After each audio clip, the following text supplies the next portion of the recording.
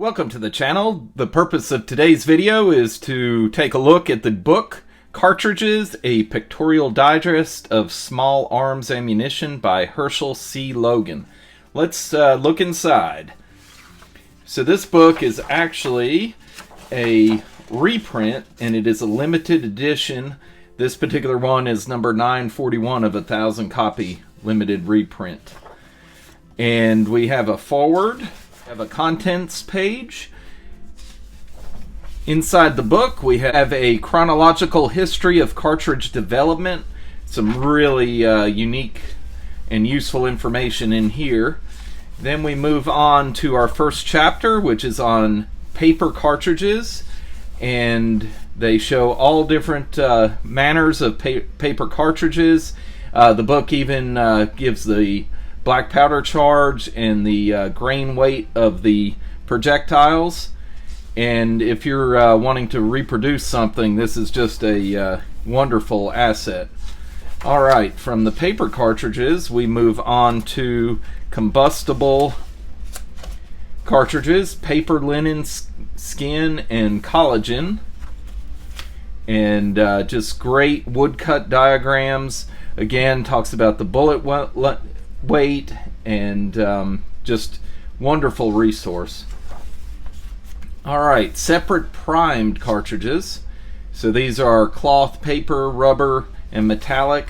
These are projectiles that you would find in such firearms as the Maynard and the Smith carbines from the Civil War. After this we have self-contained paper metallic cartridges. And just a wealth of information here on very obscure cartridges.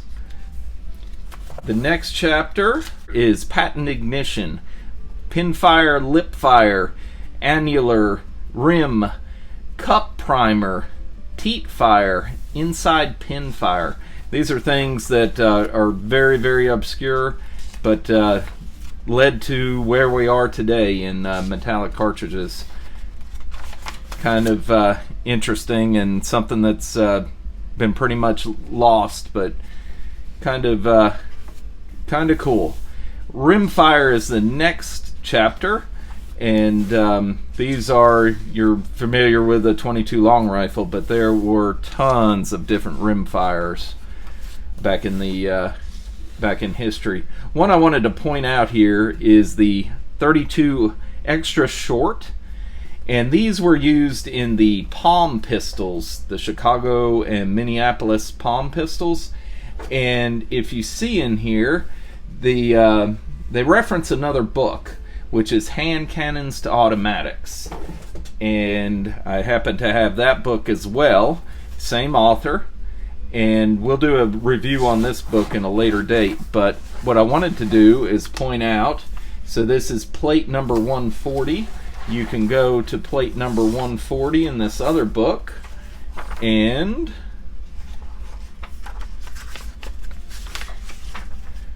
you see a nice woodcut.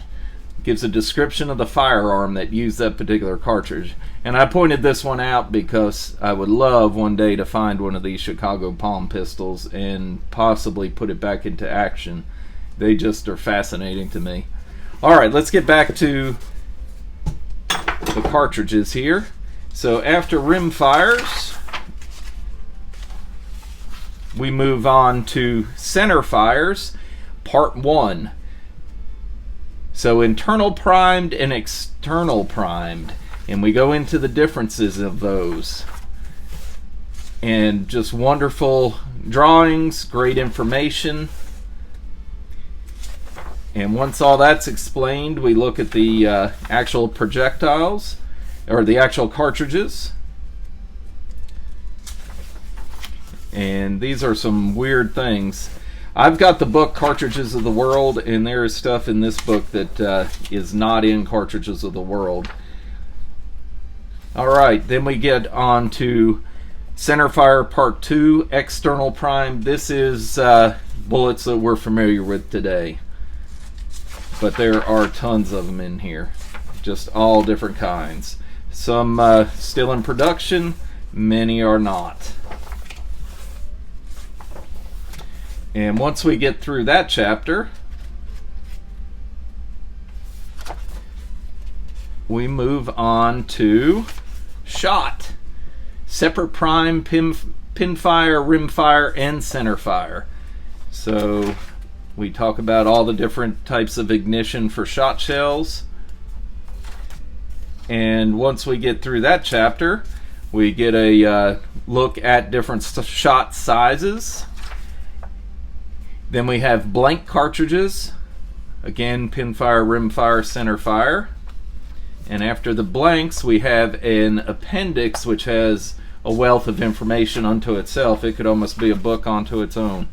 It talks about different priming methods, match cord, pyrite, flint. Goes through all of that. Then we have different bullets. Really neat stuff here. A triangular bullet, a hexagon bullet, but a different style than the Whitworth. Different primers. Really neat stuff.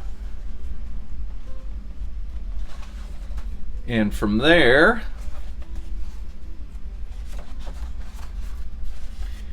we have a list of cartridges, more examples of the different types.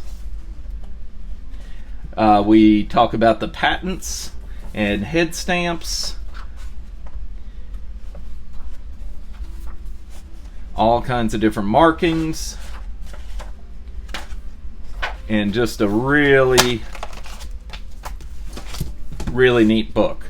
So if you can find one of these, I don't think you could go wrong. You don't find them very often, but it's a neat book. Now, there is no ISBN number in this, otherwise I would share it. And there is no copyright date. So I guess this was just a small run book, and they omitted that stuff. But really neat, and I highly recommend it. And I want to thank you for watching this video, and I hope you find it of value.